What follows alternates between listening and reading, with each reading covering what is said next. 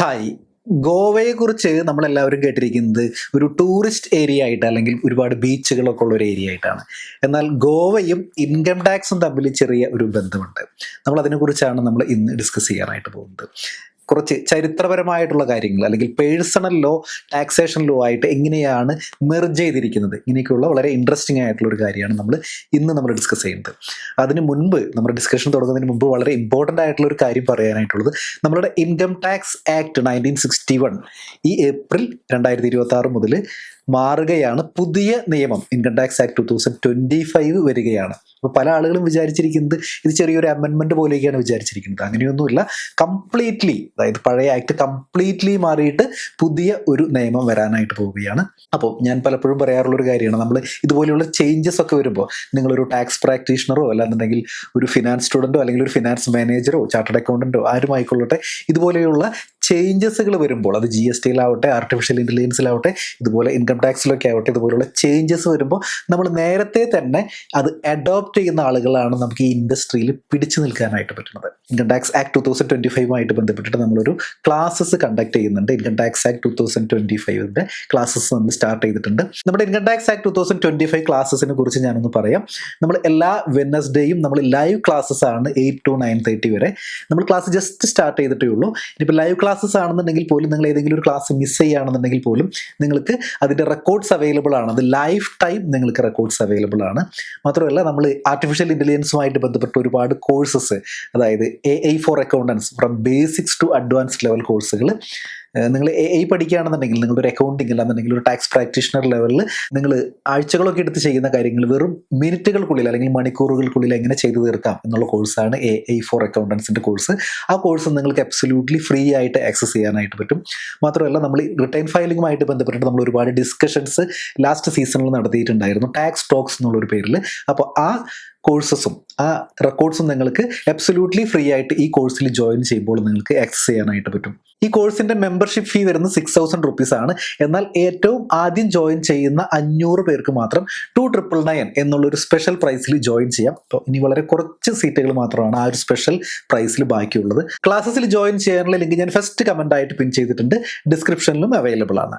അപ്പോൾ നമുക്കിനി ഗോവയെ കുറിച്ചിട്ടുള്ള നമ്മുടെ ക്ലാസ്സസിൽ ഓൾറെഡി കവർ ചെയ്തിട്ടുള്ള പാർട്ടാണ്. അപ്പോൾ അതിൻ്റെ റെക്കോർഡ്സ് ഞാനൊന്ന് ഷെയർ ചെയ്യാം. നമുക്ക് ഗോവയും ഇൻകം ടാക്സും തമ്മിലുള്ള ആ ഒരു ബന്ധം എന്താണ് നമുക്കൊന്ന് നോക്കാം. നമ്മൾ സെക്ഷൻ 10, നമ്മൾ 9 വരെയാണ് നമ്മൾ പറഞ്ഞു നിർത്തിയിട്ടുണ്ടായിരുന്നത്. സെക്ഷൻ 10 എന്ന് പറഞ്ഞു കഴിഞ്ഞാൽ persons governed under Portuguese civil code എന്നുള്ളതാണ്.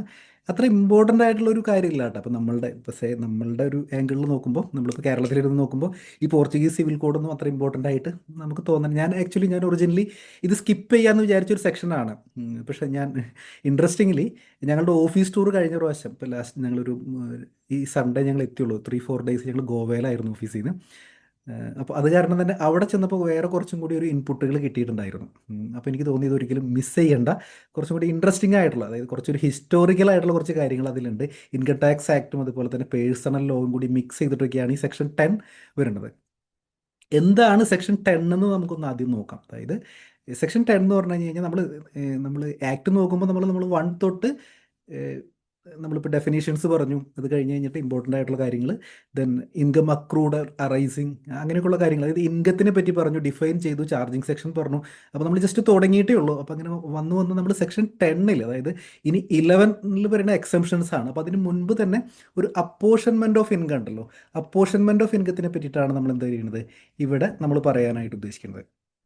അപ്പോൾ സെക്ഷൻ 10 പറയുന്നത് persons governed under Portuguese civil code എന്നുള്ളതാണ് പറയുന്നത്.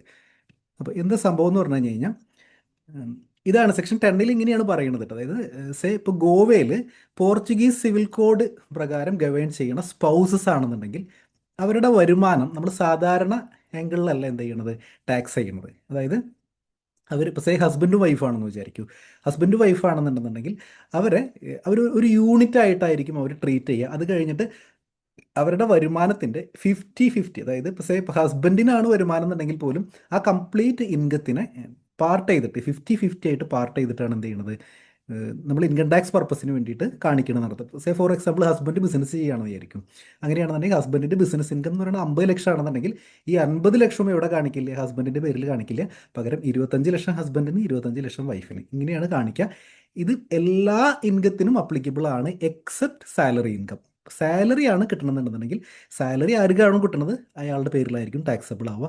ഇൻ ഓൾ അതർ കേസസ്, അതായത് ബാക്കിയുള്ള 4 ഹെഡ്സ് ഓഫ് ഇൻകം ഇതേപോലെ എന്ത് ചെയ്യും, 50-50 ആയിട്ട് അപ്പോർഷൻ ചെയ്തിട്ടായിരിക്കും കാണിക്കുക. അപ്പോൾ ഇതാണ് സെക്ഷൻ 10 പറയുന്നത് കേട്ടോ. അതായത് പക്ഷേ ഇത് നമ്മളിങ്ങനെ നോക്കുമ്പോൾ നമുക്ക് കാണുന്നത് എന്തിനാണ് ഇങ്ങനെ ഒരു സംഭവം വന്നിരിക്കുന്നത് എന്ന് നോക്കുകയാണെന്നുണ്ടെങ്കിൽ ഇതിൻ്റെ ബാക്ക്ഗ്രൗണ്ട് നോക്കുകയാണെന്നുണ്ടെങ്കിൽ കുറച്ച് ഇൻട്രസ്റ്റിംഗ് ആണ്. അതായത് കുറച്ചൊരു ഹിസ്റ്റോറിക്കൽ ബാക്ക്ഗ്രൗണ്ട് ഈ സംഭവത്തിന് ഉണ്ട് എന്നർത്ഥം. ഇതിന് പറയുന്നത് അതായത് income division of four couples following കമ്മ്യൂണോ ഡോ ബെൻസ്, അതായത് പോർച്ചുഗീസ് സിവിൽ കോഡ് എന്നാണ്, നമ്മളുടെ പോർച്ചുഗീസ് ഭാഷയിലുള്ളതാണ്, 1860 കോഡ് പ്രകാരം വന്നേക്കണം. അതായത് ഗോവ, അതേപോലെ തന്നെ ദാദ്ര നാഗർ ഹവേലി, ദാമൻ ഡ്യൂ, ഇവിടേക്കുള്ള സ്ഥലങ്ങളിൽ സെക്ഷൻ 10 ഈ ഒരു പോർച്ചുഗീസ് സിവിൽ കോഡ് ഫോളോ ചെയ്യുന്ന ആളുകളാണെന്നുണ്ടെങ്കിൽ ഇങ്ങനെയായിരിക്കും എന്നർത്ഥം. നമ്മൾ നേരത്തെ പറഞ്ഞ പോലെ എല്ലാ ഇൻകം 50-50 ആയിരിക്കും എക്സെപ്റ്റ് സാലറി ഇൻകം. ഇങ്ങനെയാണ് ഇത് ട്രീറ്റ് ചെയ്യുക. അപ്പോൾ ഇത് എന്താണ് ഇത് വരാനായിട്ടുള്ള കാരണം എന്ന് പറയുകയാണെന്നുണ്ടെങ്കിൽ അവിടെയാണ് കുറച്ചൊരു ഇൻട്രസ്റ്റിംഗ് പാർട്ട് ഞാൻ നോക്കിയപ്പോൾ കണ്ടത്. അതായത് ഗോവ എന്ന് പറയുന്ന സ്ഥലം നമ്മൾ മുമ്പ് അറിയാം നമുക്ക്, അതായത് പോർച്ചുഗീസിൻ്റെ കോളനി ആയിരുന്നു. അപ്പം നമ്മളുടെ ബാക്കി, അതായത് ഇപ്പോൾ ബ്രിട്ടൻ്റെ കോളനി പോലെയല്ല, അതായത് കുറച്ചും കൂടി ഒരു ഒരു ഒരു മാന്യത ആക്ച്വലി എന്തിനു കൊടുത്തിട്ടുണ്ട്, നമ്മളുടെ പോർച്ചുഗീസുകാർ അവരവരുടെ കോളനിക്ക് കൊടുത്തിട്ടുണ്ടെന്ന് അർത്ഥം. അപ്പോൾ അതൊരു എക്സ്റ്റൻഷൻ ഓഫ് പോർച്ചുഗീസ് ആയിട്ടാണ് അവരെന്ത് ചെയ്തിരുന്നത്, ട്രീറ്റ് ചെയ്തിരുന്നത്. കറക്റ്റായിട്ട് മനസ്സിലാക്കുക. അതായത് പോർച്ചുഗീസിൻ്റെ ഒരു എക്സ്റ്റൻഷനാണ് ഇവരുടെ കോളനികളെല്ലാം, അങ്ങനെയാണ് കണക്കാക്കിയിട്ടുണ്ടായിരുന്നത്. അപ്പോൾ അതായത് ഇപ്പോൾ പോർച്ചുഗീസിൻ്റെ ഒരു എക്സ്റ്റൻഷൻ പോലെ, ഇപ്പോൾ നമ്മളിപ്പോൾ ഇന്ത്യ കുറച്ചും കൂടി എക്സ്റ്റെൻഡ് ചെയ്തിട്ട് ഇപ്പോൾ കുറച്ചാൾ കഴിഞ്ഞിട്ടാണ് നമുക്ക് ആൻഡമാൻ നിക്കോബാർ കിട്ടിയിരിക്കുന്നത് വെച്ചാൽ ഇവിടെ 2 സ്ഥലത്തുള്ള ആളുകൾ ഒരേപോലെ തന്നെയാണല്ലോ, അതായത് അവരൊരു സെക്കൻഡറി പേഴ്സൺ ആയിട്ട് കാണുന്നില്ല. അങ്ങനെയാണ് നമ്മളുടെ പോർച്ചുഗീസിൻ്റെ കോളനീസിനെ അവർ കാണുന്നതെന്ന് അർത്ഥം. പക്ഷേ നമ്മൾ ബ്രിട്ടീഷ് ഇന്ത്യ കാണുന്ന പോലെയല്ല കണ്ടിരുന്നത്. അതുകൊണ്ട് തന്നെ അവരുടെയുള്ള എല്ലാ നിയമങ്ങളും, അതായത് പേഴ്സണൽ ലോ അടക്കം, ഇപ്പോൾ അവരുടെ പോർച്ചുഗീസ് സിവിൽ കോഡ് ഉണ്ടല്ലോ, അതായത് അവരുടെ സിവിൽ കോഡ് അടക്കം ഗോവയിൽ അപ്ലിക്കബിൾ ആയിരുന്നു എന്നർത്ഥം. ഇതാണ് അതിൻ്റെ ബേസിക് ആയിട്ടുള്ള ഒരു കാര്യം. അപ്പോൾ അവിടെ പോർച്ചുഗീസ് സിവിൽ കോഡ് പ്രകാരം ഇങ്ങനെയാണ്, അതായത് ഒരു കപ്പിൾസിനെ ടാക്സ് ചെയ്യണമെന്ന് പറഞ്ഞു കഴിഞ്ഞാൽ അവർ ജോയിൻ്റ്ലി ടാക്സ് ചെയ്തിട്ട് 50-50 ആയിട്ടാണ് എന്ത് ചെയ്യുന്നത്, ടാക്സ് ചെയ്യുന്നത്. അപ്പോൾ ഇതാണ് ഇതിൻ്റെ ഒരു ബേസിക് ആയിട്ടുള്ളൊരു സംഭവം ഇതാണ്. അതായത് a single civil law applies to all communities Portuguese civil code. അപ്പോൾ അവിടെയുള്ള എല്ലാവർക്കും, ഇപ്പോൾ അവരുടെ എല്ലാ കോളനീസിലും ഇത് അപ്ലിക്കബിൾ. അതായത് അവർ പോർച്ചുഗീസിൻ്റെ ജനതയായിട്ടാണ് എന്ത് ചെയ്തേക്കുന്നത്. അപ്പോൾ ഗോവ എന്ന് പറഞ്ഞു കഴിഞ്ഞാൽ ഇറ്റ്സ് എ പാർട്ട് ഓഫ്, മുമ്പ് നമുക്ക് സ്വാതന്ത്ര്യം കിട്ടുന്നതിന് മുമ്പ് പോർച്ചുഗീസ് തന്നെ, അതായത് ഗോവ തന്നെ ഇതിലേക്ക് നമ്മളുടെ ഇന്ത്യയുടെ പാർട്ടായിട്ട് വന്ന് 1961 കേട്ടോ. അപ്പോൾ അതുവരെ പോർച്ചുഗീസിൻ്റെ പാർട്ടായിരുന്നു. മാരേജ് ക്രിയേറ്റഡ് കമ്മ്യൂണിറ്റി, അപ്പോൾ ഒരു ഈക്വൽ ഓണർഷിപ്പാണ് കിട്ടണതെന്നർത്ഥം. നമ്മളുടെ നേരത്തെ പറഞ്ഞ പോലെ നമ്മുടെ ബ്രിട്ടീഷ് കോളനി ആയിട്ടുള്ളൊരു വ്യത്യാസം എന്ന് പറയുന്നത്, ഇവിടെ എന്ന് പറയുന്നത് എല്ലാവരും അവരുടെ പ്രജകളായിട്ടാണ് കണ്ടിട്ടുണ്ടായിരുന്നത്. അതായത് ഒരു ഈക്വൽ റൈറ്റാണ് കൊടുത്തിട്ടുണ്ടായിരുന്നത്. ഗോവയിലുള്ള ആളുകളും പോർച്ചുഗീസിലുള്ള ആളുകളും ഒരേപോലെ തന്നെയാണ് കണ്ടിട്ടുണ്ടായിരുന്നത്. പക്ഷേ നേരെ ബ്രിട്ടീഷ് കോളനി പോലെ അല്ല കണ്ടിട്ടുണ്ടായിരുന്ന അർത്ഥം. അപ്പോൾ ഇത് ശരിക്കും ആക്ച്വലി ടാക്സേഷനിൽ വന്നപ്പോഴുണ്ടല്ലോ കുറച്ചും കൂടി ഒരു ഇഷ്യൂസ് അവിടെ വന്നു എന്നർത്ഥം. എന്താ സംഭവിച്ചതെന്ന് വെച്ച് കഴിഞ്ഞാൽ നമ്മൾ ഇൻകം ടാക്സ് ആക്ട്, ഇപ്പോൾ നമുക്ക് സ്വാതന്ത്ര്യമൊക്കെ കിട്ടി 1947 കഴിഞ്ഞു, 1961 ആയപ്പോൾ ഗോവയും കൂടി നമ്മുടെ പാർട്ടായി നടത്താം. അപ്പോൾ അത് കഴിഞ്ഞപ്പോഴാണ് കുറച്ച് ഇഷ്യൂസ്, പ്രാക്ടിക്കൽ ഇഷ്യൂസ് എന്താ വന്നതെന്ന് വെച്ച് കഴിഞ്ഞാൽ കുറേ ആൾക്കാർ, അതായത് പോർച്ചുഗീസ് സിവിൽ കോഡ് ഫോളോ ചെയ്യുന്ന ആൾക്കാർ നമ്മൾ നോക്കുകയാണെന്നുണ്ടെങ്കിൽ ഇവർ ഒരു കോമൺ യൂണിറ്റ് ആയിട്ടാണല്ലോ, അതായത് ഇപ്പോൾ ഒരു ഹസ്ബൻഡ് വൈഫ് ഉണ്ടെന്നുണ്ടെങ്കിൽ പോർച്ചുഗീസ് സിവിൽ കോഡ് പ്രകാരം ഇത് 50-50 ആയിട്ടാണ്. അതായത് ഇവരൊരു കോമൺ യൂണിറ്റ് ആയ കാരണം ഇൻകം ടാക്സ് ഓഫീസേഴ്സ് പലപ്പോഴും ഇവരൊരു AOP ആയിട്ട് ട്രീറ്റ് ചെയ്യാനായിട്ട് തുടങ്ങി. അതായത് അസോസിയേഷൻ ഓഫ് പേഴ്സൺ, ഹസ്ബൻഡിനും വൈഫിനും ഒരു അസോസിയേഷൻ ഓഫ് പേഴ്സൺ ആണ്, അല്ലാന്നുണ്ടെങ്കിൽ ബോഡി ഓഫ് ഇൻഡിവിജ്വൽസ് ആണ്. അങ്ങനെ പറഞ്ഞിട്ട് ഒരുമിച്ച് ടാക്സ് ചെയ്യാനായിട്ട് തുടങ്ങി.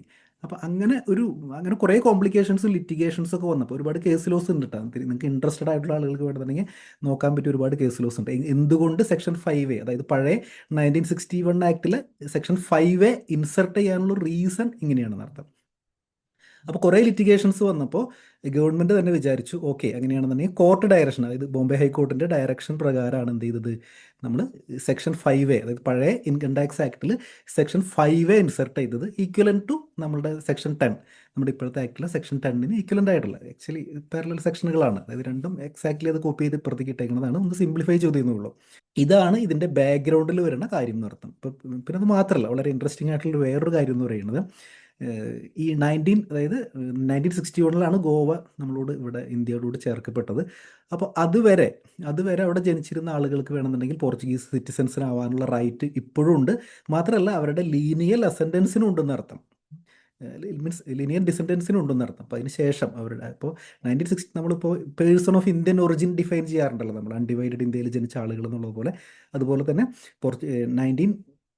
1961 ഈ പർട്ടിക്കുലർ ഡേറ്റിന് മുൻപ് ഗോവയിൽ ജനിച്ച അല്ലെങ്കിൽ അവരുടെ മക്കൾക്കോ പേരക്കുട്ടികൾക്കോ വേണമെന്നുണ്ടെങ്കിൽ ഇപ്പോഴും എന്ത് ചെയ്യാനായിട്ട് പറ്റും, അവർക്ക് ഇപ്പോഴും വേണമെന്നുണ്ടെങ്കിൽ പോർച്ചുഗീസ് സിറ്റിസൺഷിപ്പ് ഓപ്റ്റ് ചെയ്യാനുള്ള ഓപ്ഷൻ ഉണ്ടെന്ന് അർത്ഥം.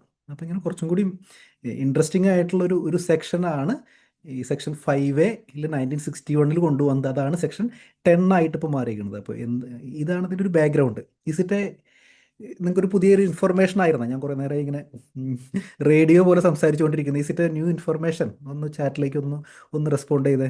ഇതൊരു പുതിയൊരു കാര്യമായിരുന്നോ അതോ നിങ്ങൾക്ക് ഓൾറെഡി അറിയാവുന്ന കാര്യമായിരുന്നു? വളരെ ഇൻട്രസ്റ്റിംഗ് ആയിട്ട് എനിക്ക് തോന്നിയൊരു സംഭവമാണ് കേട്ടോ. അതായത് ഞാനത് പറയാൻ കാരണം വെച്ച് കഴിഞ്ഞാൽ ഞാനവിടെ നമ്മൾ ഗോവയിലായിരുന്നപ്പോൾ അവിടെ നമ്മുടെ ഒരു മലയാളി പയ്യൻ തന്നെയായിരുന്നു, മലപ്പുറത്തുള്ളായിരുന്ന പയ്യൻ തന്നെയായിരുന്നു ഒരു ഗൈഡ് ഉണ്ടായിരുന്നു. അപ്പോൾ അവൻ പറഞ്ഞൊരു ചെറിയൊരു വാക്കിൽ നിന്നാണ് എനിക്കൊന്ന് കണക്ട് ചെയ്ത് ഞാനൊന്ന് ഇതിനെപ്പറ്റി കുറച്ചൊന്ന് അന്വേഷിക്കാമെന്ന് വിചാരിച്ചത്. അതായത് ആൾ പറഞ്ഞതെന്ന് വെച്ച് കഴിഞ്ഞാൽ ഇപ്പോൾ ഇവിടെയുള്ള ഗോവയിലുള്ള പണ്ടത്തെ ഒറിജിനൽ സിറ്റിസൺസിനൊക്കെ ഇപ്പോഴും വേണമെന്നുണ്ടെങ്കിൽ പാസ്പോർട്ട് ഇല്ലാതെയൊക്കെ അങ്ങോട്ട് പോവാം എന്നൊക്കെയാണ് ആൾ പറഞ്ഞത്. അപ്പോൾ ഞാൻ അതിനെപ്പറ്റി ഒന്ന് അന്വേഷിച്ചപ്പോഴാണ് ഇങ്ങനൊരു ബാക്ക്ഗ്രൗണ്ട് നമുക്ക് കിട്ടിയത്. വെരി ഇൻട്രസ്റ്റിംഗ് ആയിട്ട് തോന്നി.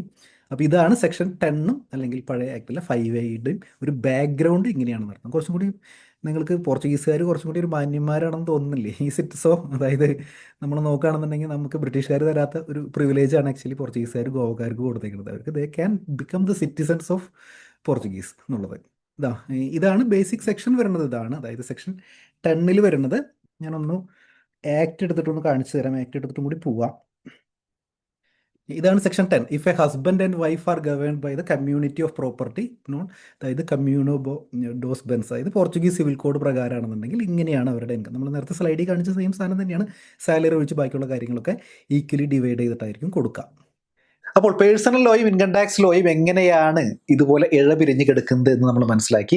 ഇതുപോലെ നമ്മൾ ഇൻകം ടാക്സ് പഠിക്കുമ്പോൾ ഇങ്ങനെ തിയറിറ്റിക്കലായിട്ട് പഠിക്കുന്നതിൽ കൂടുതൽ ഇതുപോലെയുള്ള എക്സ്പീരിയൻസുകളിൽ കൂടെ നിങ്ങൾ കൂടുതൽ കാര്യങ്ങൾ അറിയാനായിട്ട് ആഗ്രഹിക്കുന്നുണ്ടെന്നുണ്ടെങ്കിൽ തീർച്ചയായിട്ടും നമ്മുടെ ഇൻകം ടാക്സ് ആക്ട് 2025 ക്ലാസ്സസിൽ ജോയിൻ ചെയ്യുക.